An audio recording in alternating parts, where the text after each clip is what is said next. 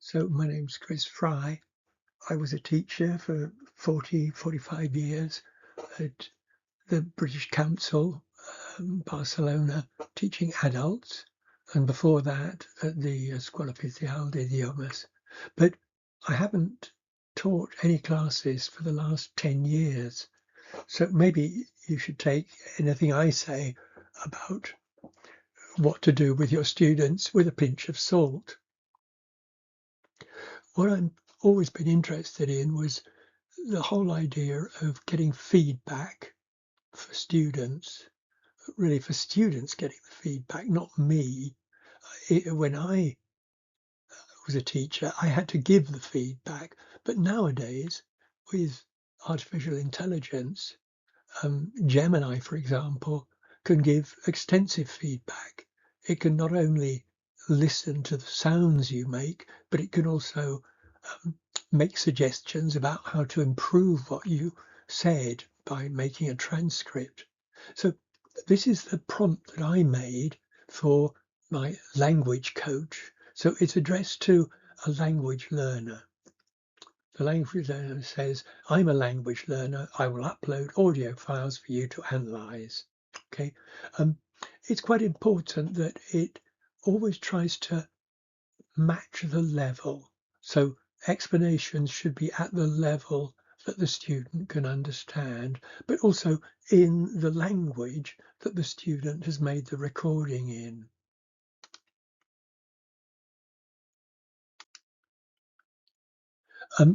Insisting not too much jargon in early versions. It was full of things like transition, lexical, syntax, and I wanted it to use normal words. Obviously, it has to wait for the audio because it has no idea about what to say until it's heard the audio.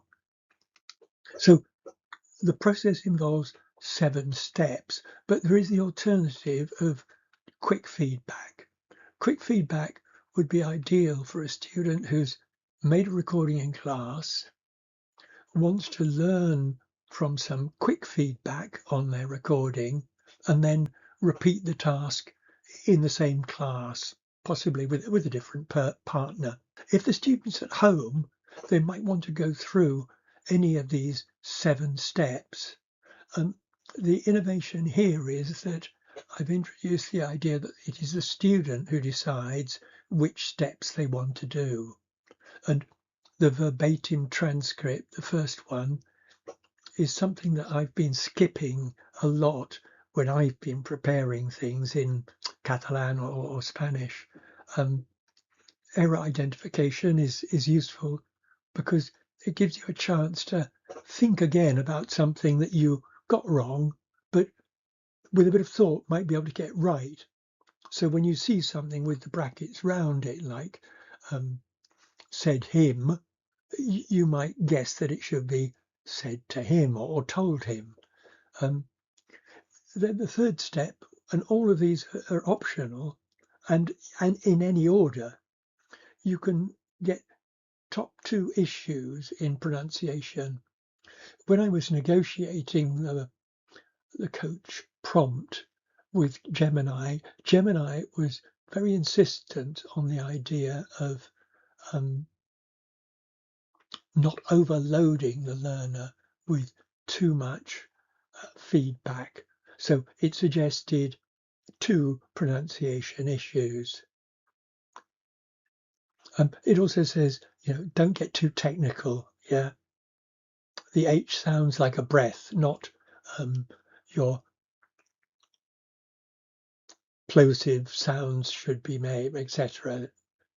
So there are then 4 versions of the text corrected in different degrees. Step 4 is just a natural correction.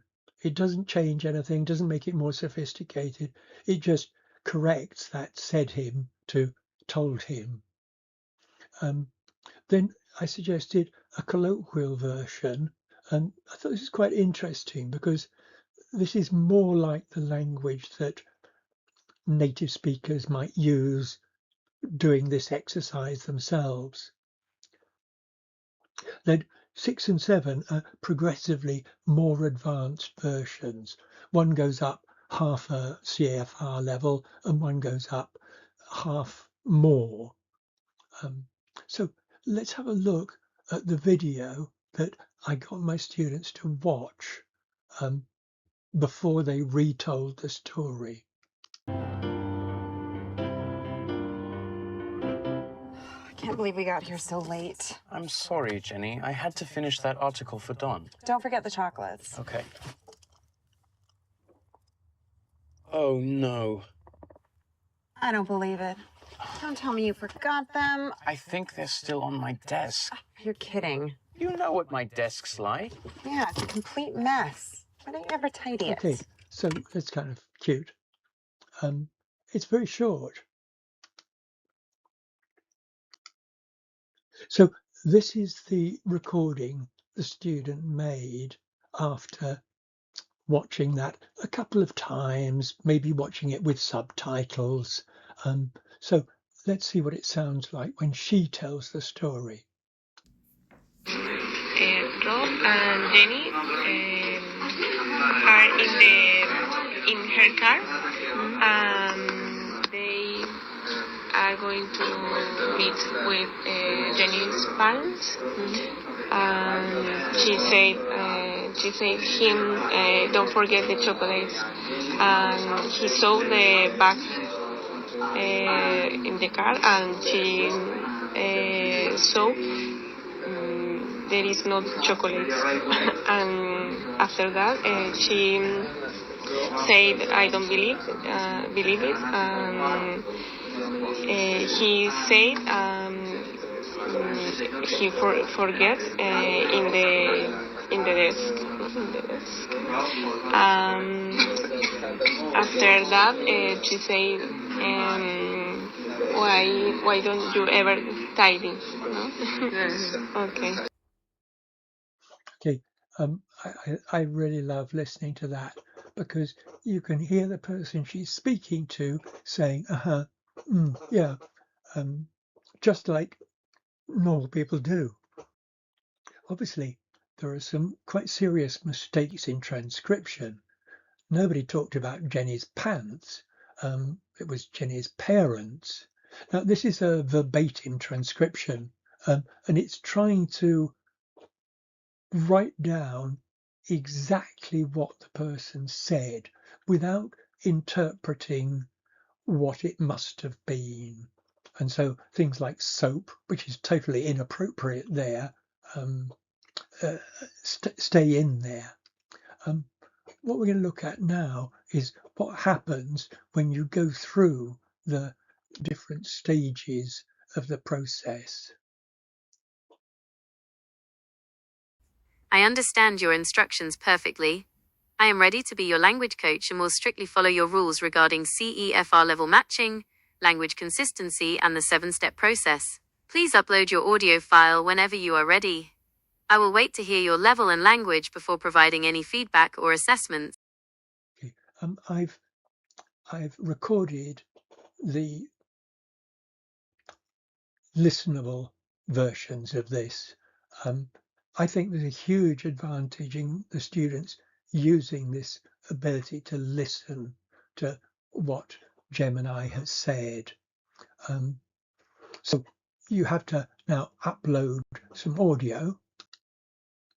And after that, Gemini might give some very quick feedback. This is what Gemini said when I uploaded this one. Thanks for your audio. I can hear you are speaking English at an A2 level. Because you are using English, I will use British English spelling and words, and I will keep my language simple so it is easy for you to understand. Would you like quick feedback or the 7-step sequence? Now, here with this prompt, it does reveal that the student was speaking at A2 level. Now, that might be rather disappointing, discouraging for a student who was studying a B1 course. So it's very easy to say, don't reveal the level. I didn't do that this time, but you could add that in if you want to change it. So I said quick.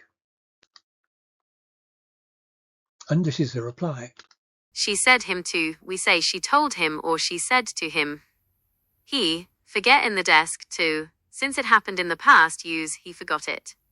There is not chocolates to, because chocolates are plural, use there were no chocolates.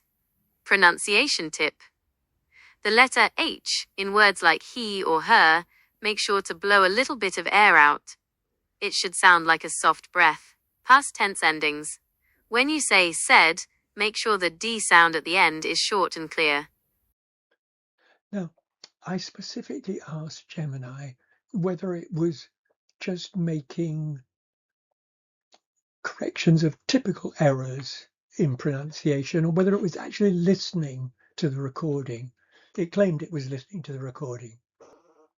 I didn't notice the problem with the H, but it is true, I did notice that very often she didn't have the D on the end of said. In fact, she was very often saying the word say.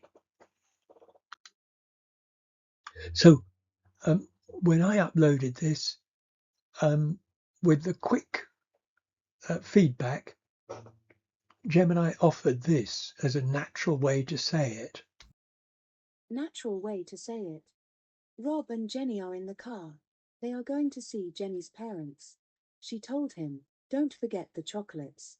He looked in the bag, but the chocolates weren't there. He forgot them on his desk. Jenny said, I don't believe it. Why are you so untidy? Okay. Now,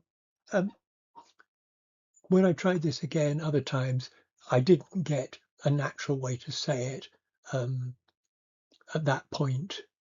Notice, though, that there is a problem between bag and back. The student meant back, and you could see from the video that Rob was turning round to look in the back of the car.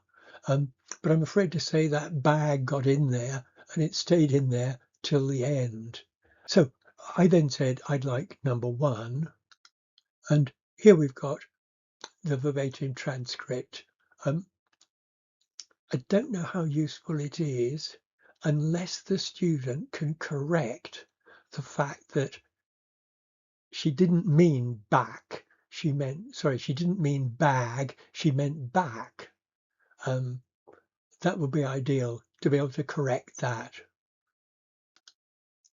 So this is showing where the errors are. And this is another minor problem. If the student sort of stutters and says it counts that as a mistake, whereas really she corrected herself. She corrected it from in the car to in her car, and that's fine for me. Okay, meet with Jenny's parents. With is wrong. Said to him would be a better thing than said him. There is not chocolates.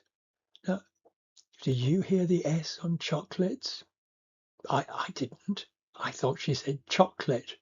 Anyway, and forget is obviously the wrong tense. In the desk, no, it's not in the desk, it's on the desk, isn't it? And this idea of saying, why don't you ever tidy up? No, we don't say no like that in English. Let's see if these are all corrected later on. Now, once again, the pronunciation issues here are the H sound, but now the S in plurals, and that was a problem. Yeah, when you say chocolates, try to make the S sound at the end very clear.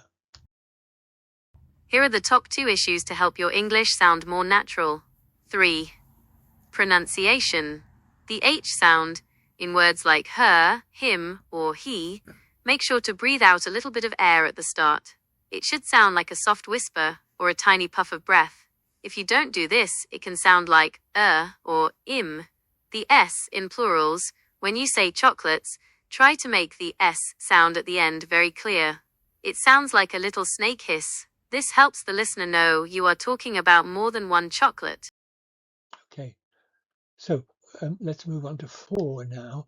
This is natural correction. It's simply correcting the story, not adding anything to it, not improving it, just making sure it doesn't have mistakes.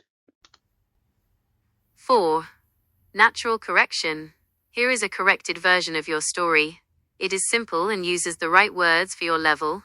Rob and Jenny are in her car. They are going to meet Jenny's parents. She told him, "Don't forget the chocolates." He looked at the bag in the car, but she saw there were no chocolates. After that, she said, "I don't believe it." He said he forgot them on his desk. Then she said, "Why aren't you ever tidy?" Okay, so now the student can think about that. Says, okay, on his desk. Okay, told him. I'm not sure actually I would use told him there. I think said to him actually is better, but still, there were no chocolates and he forgot them on his desk. All those things have been tidied up. This is not improving it, except that it's eliminating errors. This is a more colloquial version. 5. Colloquial version. This is how friends might tell the story. It is a little bit more casual. Rob and Jenny are in her car. They're going to see Jenny's parents. She told him, "Don't forget the chocolates." He checked the bag in the car, but she saw there weren't any chocolates. Then she said, "I don't believe it." He said he'd left them on his desk. After that, she said, "Why can't you be more tidy?" Okay, now it will extract a few comments to make about how they've made it more colloquial. So the student may notice some of these anyway, but straight after that, there's a list of 3 of them. What changed? There, I used a contraction, joining they and are. It sounds more natural when we speak. Checked. Instead of saw, I used checked. This is a common word to use when you look for something. Left them. I used left instead of forgot. We often say we left something behind when we forget to bring it. Yeah, the first improvement seems very simple and obvious, but the second and third one are perhaps more interesting. So let's move on to 6, the more advanced version. 6. Advanced version, level plus 0.5. This version is slightly more advanced. It uses better bridge words to connect the sentences and make them flow better. Rob and Jenny are in her car, on their way to see Jenny's parents. She reminded him not to forget the chocolates. He looked in the bag, but she realized the chocolates weren't there. She was shocked and said, "I don't believe it." He admitted that he had left them on his desk. Then she asked why he's always so messy. Okay, and here there are also 3 changes which are highlighted. What changed? On their way to, this is a great bridge phrase. Instead of just saying going to, it describes the journey as it happens. Reminded him not to, this is better than said him. It shows that Jenny is giving a helpful warning before a mistake happens. Realized, instead of just saw, this word shows that Jenny understood something was wrong in her mind. Mm-hmm. Okay, so it is getting more and more sophisticated, but of course the problem with the confusion between bag and back is still remaining there. So this is the final version. 7. More advanced version, level plus 1.0. This version sounds like a native speaker telling a story. It uses more descriptive words to show how the characters feel. Rob and Jenny are in the car heading over to her parents' place. She'd already told him not to forget the chocolates. He checked the bag, but she noticed they were missing. She couldn't believe it and started to get annoyed. He had to admit he'd left them behind on his desk. She ended up asking why he can never stay organized. Mm-hmm. And like with the other improvements, there's now a list of 3 things that the student could perhaps pick up on. These are on 2 separate slides here, but when the student sees it in Gemini, they're continuous, so they can always look back at the context. What changed? Heading over to, this is a very common phrasal verb. It sounds much more natural than just saying going to when visiting someone's house. Notice they were missing. This is a stronger way to say, saw there were no chocolates. It explains that something that should be there is gone. Left them behind. Adding behind to the word left makes the sentence sound more complete and fluent when talking about forgetting an object. Okay. So the word annoyed was a word that I thought my student wouldn't have understood. So I said, what does annoyed mean? And this is the answer. So these are a series of different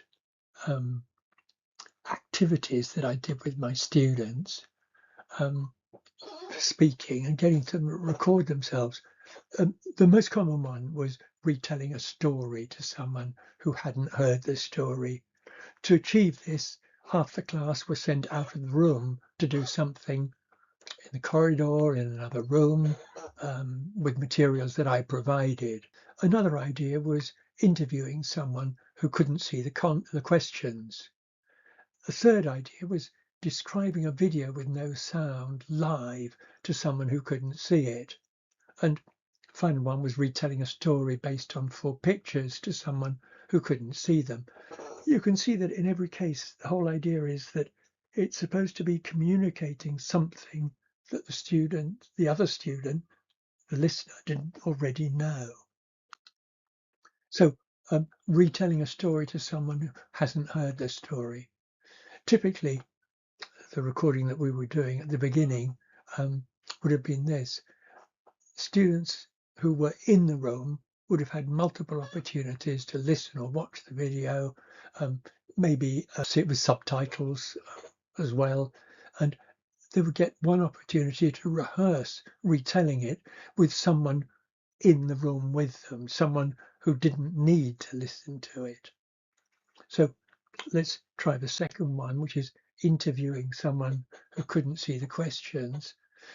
What I did was I projected the questions on the board, on the screen, and one student sat with their back to the screen and the other student looked over their shoulder and read the questions to them.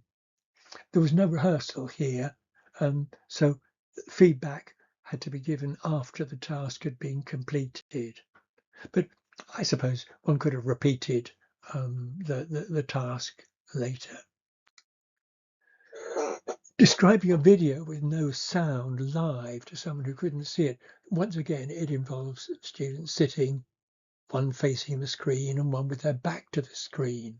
The one who can't see anything has to listen to what the one who can see it and is describing it says. After a while, the roles were reversed, and the listener became the speaker became the listener. No feedback is really possible here. The teacher is going to be kind of busy just listening to the students, trying to use the pause button judiciously to make sure that the video advances at a speed that allows students to explain what's happening. And this is the one that I used in the presentation I gave last year or 2 years ago. I don't remember. Anyway, retelling a story. One student can see these 4 pictures and has to retell the story to another student who can't see them.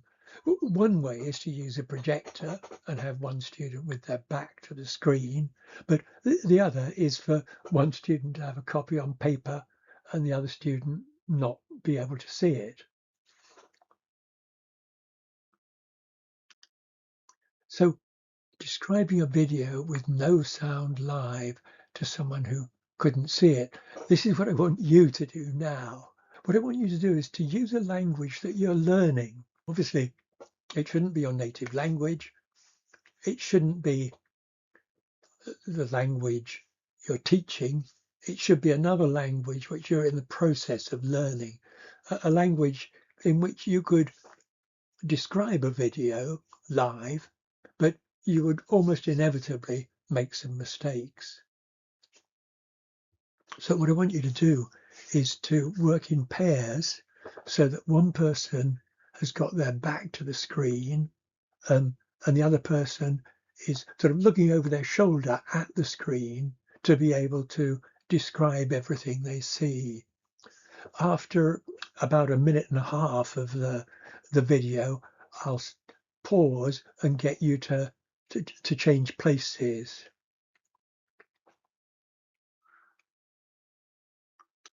So what I'm going to ask you to do is to record yourself telling this story aloud.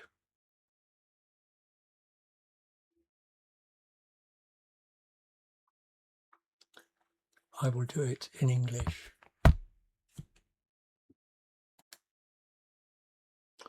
There's a girl with strange glasses on her head, and she's looking inside a car. She's trying to find something, I think, but we don't really know what. She's got long, curly, wavy hair. Now she's looking somewhere else, like in a trunk or something. Now she's looking under a table, on some shelves. Oh, and now we can suddenly see a teddy bear that's sitting as if it was looking at her. She's still looking. The teddy bear is apparently looking at her. She's found something, and she smiles to the teddy bear and says something, and then goes over. She's got a knife in her hand, looks rather violent. She's cutting into the teddy's back. The teddy is some sort of robot or something. It's got mechanics inside, and she's joining some cables together with insulation tape. She looks concerned. Now she's sat Teddy down and smiled and possibly said something to him. Whether he replied or not, we don't know. Anyway, now she turns round and looks at herself in a mirror, and what you can see is that she's got very long, wavy hair, and she's using that same knife. It looks as if she's going to cut her hair. The teddy bear has got a red light inside where its heart should be, and that has just been flashing. Now she's got the teddy bear in, you know, these sort of things that parents use to carry a baby, so the baby can either be facing in towards them or facing out. And in this case, the teddy bear is in this sling and is facing out. She looks very happy now. Oh, no, but maybe a bit worried. She's got a rucksack on as well. And they're going out of the garage and they're in the middle of the country. And she's looking around and she's walking through the countryside with the teddy. The teddy can always see where they're going.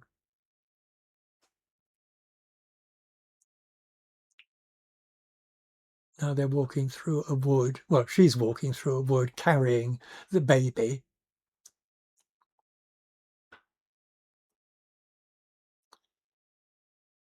She's giving the teddy bear a little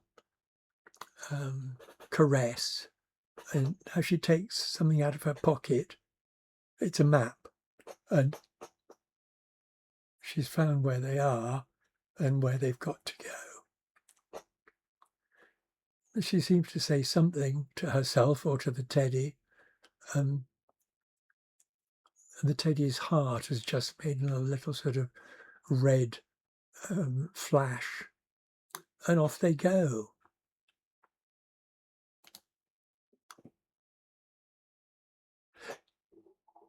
Now, I know my students in the past always wanted to watch the video again with sound and with subtitles. So let's watch it again. You can enjoy it, and I suspect you'll want to know what happens in the next episode. I'll give you the reference to where the videos are later.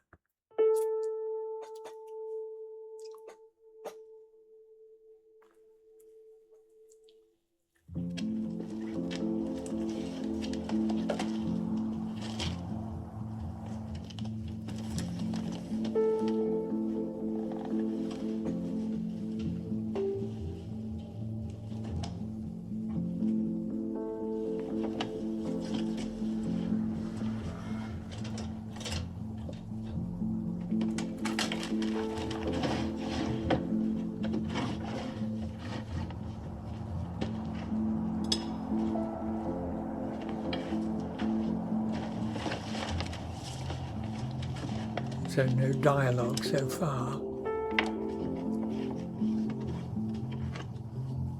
Look, Sam. That looks perfect. Are you comfortable? Yes. Thanks.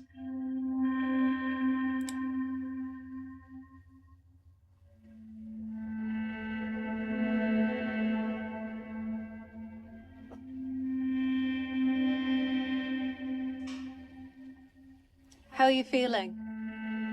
I feel fine. That's good.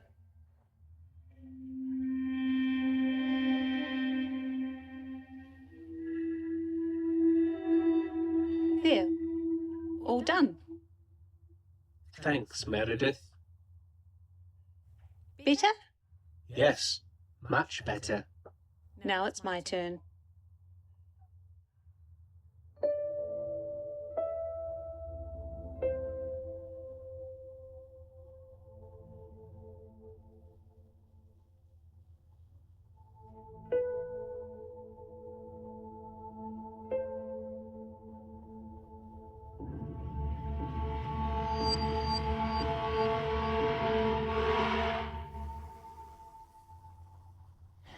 How does it look? Okay, It she's got suits you. straight hair. Thanks. We should go home now. It's getting late.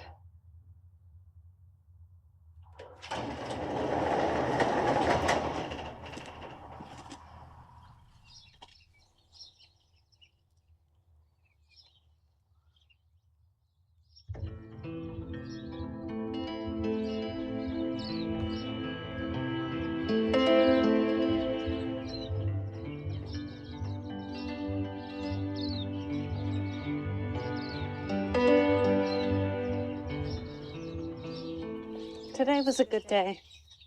Yes, it was. I'm always happy when you're with me, Sam. Me too. What's wrong, Meredith? Nothing. Everything's fine.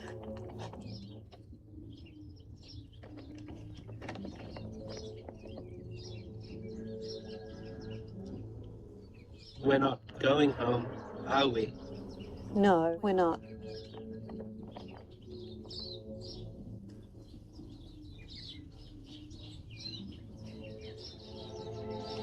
Not yet.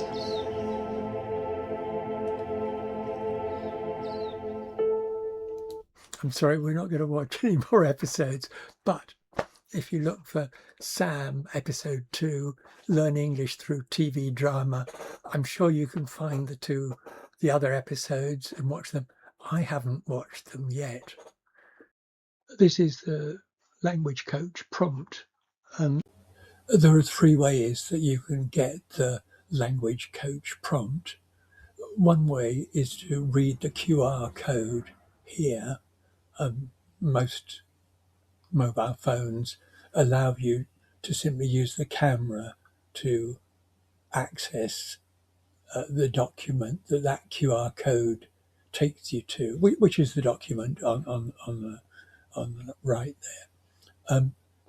The other way is you can use the short bit.ly code, which is 3 capital O, small c, 9-1, small l, and 5. It might not be L, it might be a capital I. You have to check that. The other way is you can use your phone, the camera on your phone, to read the text on the other side. This works very well. But why not try it now? You'll need the language coach prompt in a moment, so get it one way or the other. If you use the web the web browser page, it'll work better. So you need to open up Gemini.google and you need to paste in this prompt that I've just shown you. Click on the send icon and it'll then say we're waiting for you to upload your recording. So upload your recording and then click on the send arrow again. Now, you may not have time to do all the 7 steps here, but fortunately, you can do any of the ones you haven't done in the break or at home or this evening or even tomorrow. If you've got earphones or a headset, you can listen to some of the things being read aloud. I'm interested in information about other languages. I already know that in English, Spanish and Italian, the quality of listen or read aloud is good. And in Catalan, it's not good. So I'd be interested in finding out more about that sort of thing. Well, I only gave you 5 minutes to play around with that prompt in the Gemini web page. I'm interested to know what options you took and why. So do tell me. I'm sure some people went straight to the correction. Why not? The whole idea is that students should be able to make their own decisions about what sort of feedback they want. Now, it's very easy to adapt the prompt. For example, you could include that thing that I suggested, that it should say, don't reveal the student's level unless they ask. That's quite important because on one occasion with a different prompt, I asked at the end, and what level was that? And I got a long lecture about it wasn't important to know what level it was. It was more important to learn from the mistakes one had made and the different ways one could improve it. And you felt like a small boy being told off by the teacher for asking an inappropriate question. So include, if you want to make that change, don't reveal the level unless the student asks for it, unless the learner asks for it. I certainly suggest that the student should do all the steps the first time, including the quick feedback, because that way they'll have a better idea about which they want to use in the future. As I said before, if it's to repeat the speaking task in the same lesson, the quick feedback is the best way. If they're getting feedback at home, they should choose the steps they like. And one of the wonderful things about using Gemini is that it keeps a record of all these conversations. So you can always go back and look at what it said again. You can even listen to the improved versions again.